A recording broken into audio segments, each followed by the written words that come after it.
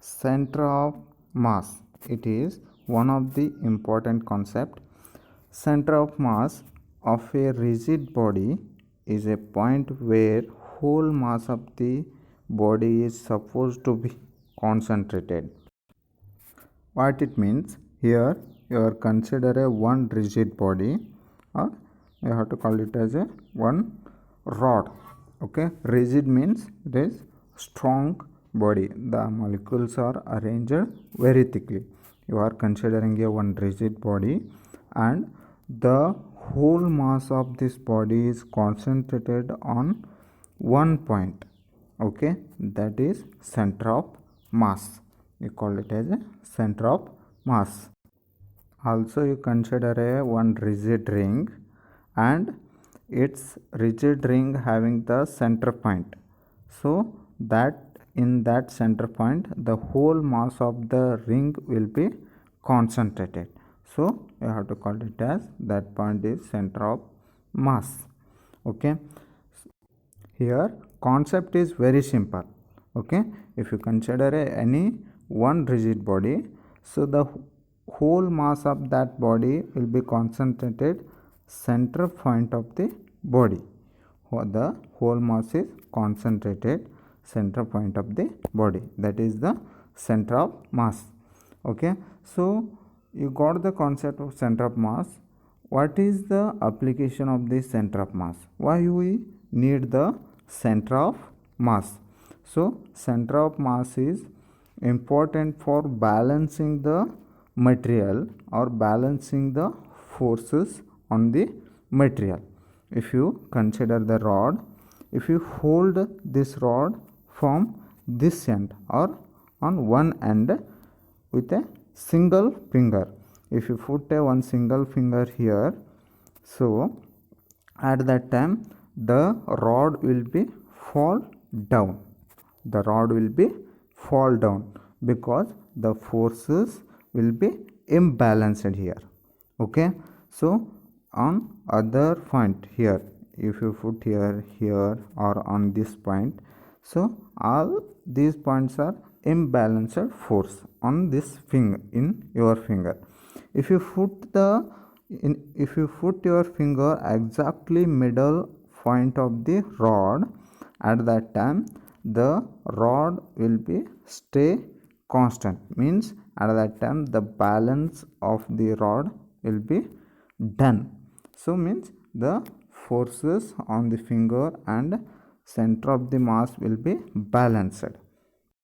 Also if you consider a one feel, so if you feel joined exactly, feel joined with vehicles exactly middle point of the field, because the whole masses will be concentrated on the center of the field. If you joint here or here or here, so at that time the field is not possible to move because the force will be not balanced on end of the circle. So the force will be balanced only center of the circle, or here you are taken the rod, the force will be balanced exactly center of the rod. So what is the center of mass on this rod? Here if you take the total length of the rod is L, you are taking total length of the rod is L, so center is exactly middle, means you have to take L by 2. So center of mass of the rod is L by 2. Main application of the center of mass is balancing the material. Okay, and another one thing, if you taken another one example, if you taken a one football, here is a football, if you hit at here or here at somewhere finds, at that time the ball is exactly not moved or the velocity is not more. If you hit the ball exactly middle, exactly center, at that time the ball takes place maximum velocity, because the whole mass is concentrated on exactly center of the ball. So that's why the ball will be takes maximum velocity and it will reaches the maximum distance. That's why the center of mass is very important one. Okay, so all of you got this one. Move through the next concept, expression for position vector. Here expression for position vector of center of mass. Okay, so if you want to find out the any position of the particle, at that time you have to use the position vector. Here you have to find out the position vector of the center of mass. If you here you are considering the one rigid body, this is the rigid body, and in this rigid body the number of n particles are present. Let consider a system of n particles. This is the system. You have to consider the n number of particles.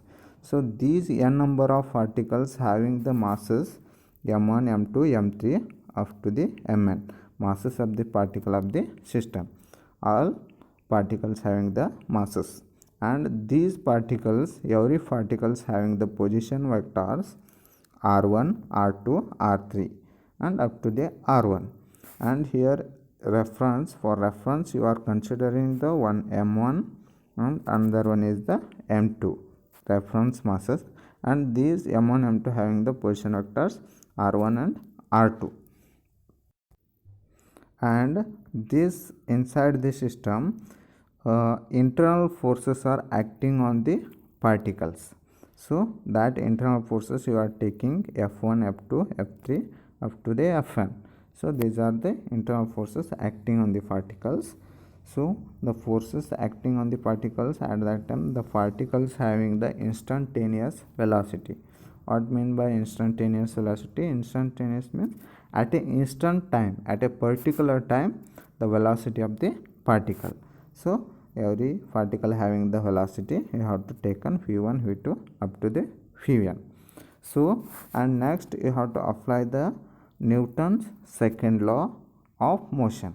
So according to Newton's second law of motion, you know that F equal to ma. So F is the force, m equal to mass, a is the acceleration. So ma is the momentum. So momentum is directly proportional to the applied force. This is the Newton's second law. So here you are finding the momentum of the first particle. So the first particle you are taken, the force of the first particle is f1, and the here know that momentum equal to phi equal to m phi. So here rate of change of momentum, you are taking the rate of change of momentum d by dt into m1 phi1, it is first particle. So the force equal to the momentum, rate of change of here with respectively you have to consider the second particle having the force f2 and d by dt m2 phi2. So m2 is the mass of the second particle, phi2 is the velocity of the second particle. And lastly you have to consider the nth particle, and nth particle is fn equal to d by dt mn into phi n vector. Okay, next adding all these equations of motions we have. So we got the equations of motions f1, f2 up to the fn. So adding this f1 plus f2 plus f3 up to the fn. So fn value already you find out here. Here is the fn value. So fn value is d by dt m1 phi1. You put here. This is the f1 value, and next one is the f2 value, and last here, and here I write in here d by dt and is the common, and remaining terms I write in here. And next this term is equal to the total force of the system, F equal to d by dt common. So m1 as it is, phi1 is the rate of change of displacement. So in the displacement state you have to take the position vector. Position vector is the r1. So rate of change of position vector is also velocity here. So d by dt r1 is the velocity value. So this is velocity of the first particle m1 d by dt r1, and same as it is second. So m2 as it is I written here, and phi2 is the d by dt r2. Also write the nth term. And next f equal to d square divided by dt square. How d square divided by dt square? Here d by dt is the outside, and in all the terms d by dt is common. So take this d by dt outside. So d square divided by dt square. Remaining term is m1 as it is, r1 as it is here. Next m2 as it is, r2 as it is here, because d by dt is take outside as a common. And next you got the equation. So divide and multiply total mass of the system for above equations. Okay, so f equal to, here f equal to total mass. You know that total mass of the body is m1 plus m2 plus up to the nth term. This is the total mass of the body, and this term I write in here, d square divided by dt square. This term is here, and this one is the multiplied by total mass, and this one is the divided the total mass. So you got the equation number 1. Okay, next is you are finding the position vector of the center of mass. So position vector of center of point is, you are taking the n particle system, so that's why masses are m1 m2 up to the mn. So equation of motion is here f equal to, so the total force on center of mass, f equal to, you know that f equal to ma. So that total mass m1 plus m2 up to the n term. So rate of change of position vector of center of mass. Center of mass position vector is capital R. So d square divided by dt square into R. So take this is equation number 2. Comparing equation 1 and 2 we get. So this is equation number 2. You have to compare with the equation number 1. So initially write the equation number 2 here. I write on the equation number 2 here, and here equation number 1 is there. So equation number 1 is there here. You have to write this one. You have to write this one here. This is the equation number 2. So these terms are cancelled. These terms are cancelled. Here remaining is the r. I write in here r, and remaining term here is the this term. So this term I write in here.